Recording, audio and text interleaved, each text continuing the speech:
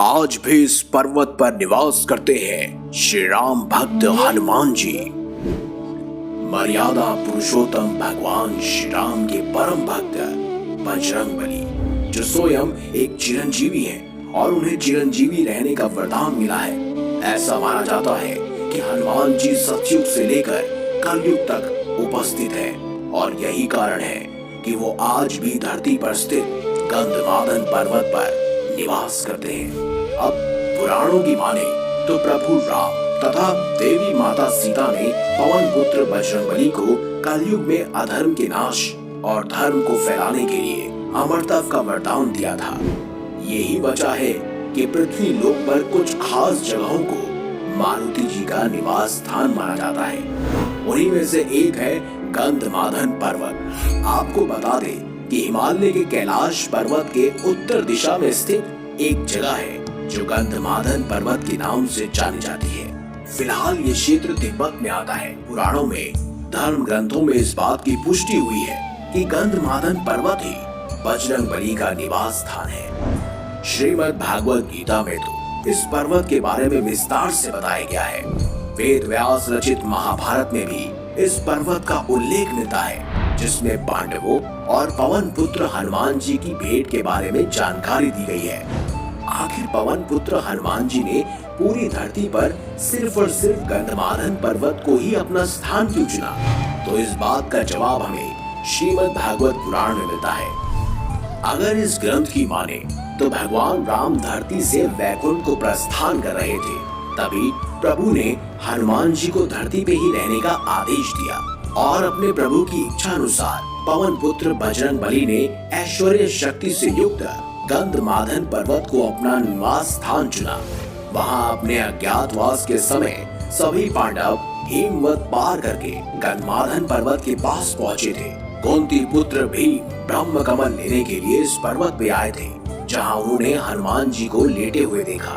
भीम ने बजरंगबली को हटने के लिए कहा, लेकिन अंजनी पुत्र वहां से नहीं हटे। उन्होंने उल्टा भीम से ही उनके चरण पीछे करने के लिए कहा। बलशाली होने के बावजूद भीम हनुमान जी को नहीं हटा सके और इस तरह कुंती पुत्र भीम का अहंकार चूर चूर हो गया और ऐसा माना जाता है कि भीम ने अपने क्रोध को यही हराया था। कैलाश की उत्तर दिशा के अलावा दक्षिण के रामेश्वर में भी एक गंधमादन पर्वत है।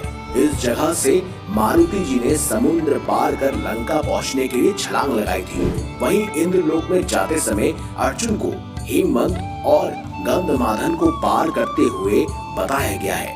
गंधमादन अपने आप में ही बहुत खास है। पहले ये कुबेर के राज्य क्षेत्र में था। स्वर्ण नगरी लंका को खो देने के बाद धन के देवता कुबेर ने गंधमादन पर्वत पर ही निवास किया। यहाँ बजरंगबली से पहले भी कई महापुरुष रह चुके हैं। ये वही स्थान है जहाँ महर्षि कश्यप, कृपाचार्य, अश्वत्थामा, ऋषि व्यास, विभीषण, बाली और परशुराम जी ने तप किया था। और तो और मार्कंडेय ऋषि ने भी भगवान नारायण के उदय में भी गंधमादन पर्वत के दर्शन किए थे। इसके साथ कई देवता, ऋषि मुनि और अप्सरा और किन्नरों ने इस पर्वत को अपना निवास स्थान माना। ये सब वहाँ निर्भीक होकर विचरण करते हैं। अब ये भी जान लेते हैं कि गंधमादन पर्वत का नाम आखिर कैसे पड़ा। इसके पीछे एक रोचक कथा है। धर्म ग्रंथों के अनुसार इस पर्वत पर कई तरह की जड़ी बूटियां और वनस्पति है, जिससे ये पूरा वन सुगंधित रहता है। इसी के चलते इस पर्वत का नाम गंधमादन रखा गया। समेरु पर्वत के चारों तरफ में इसे गंधजन पर्वत के नाम से जाना जाता है। आपको बता दें कि गंधमादन पर्वत के शिखर पर किसी भी वाहन से नहीं पहुंचा जा सका है और तो और इस पर्वत पर कोई भी बुरी आत्मा नहीं पहुंच सकती, क्योंकि पापियों का यहाँ रहने वाले विशाल सर्प कीड़े मकोड़े डस लेते हैं। इतना ही नहीं, गंधमादन के पास बहुत सी छोटी स्वर्ण मणि और मोतियां भी चमकती हैं। इस पर्वत पर मानव जीवन की अवधि 11,000 वर्ष बताई गई है। यह विशाल पर्वत शिखर अमृत और अक्षय आनंद भूति का अस्तुत्व है और गंधमादन पर्वत पर एक भव्य मंदिर भी बना हुआ है, जिसमें बजरंगबली के साथ साथ प्रभु श्री राम आदि की मूर्तियां भी विराजित है। कहते हैं इस पर्वत पर मर्यादा पुरुषोत्तम भगवान श्री राम अपनी वानर सेना के साथ बैठकर युद्ध की योजनाएं बनाया करते थे और उसी के अनुसार इस पर्वत पर राम जी के पैरों के निशान आज भी मिलते हैं। तो आशा है आपको हमारी ये खास जानकारी जो हनुमान जी और गंधमादन पर्वत से जुड़ी हुई है बेहद रोचक और अच्छी लगी होगी। इसीलिए कमेंट बॉक्स में जय श्री राम, जय श्री बजरंगबली अवश्य लिखिएगा।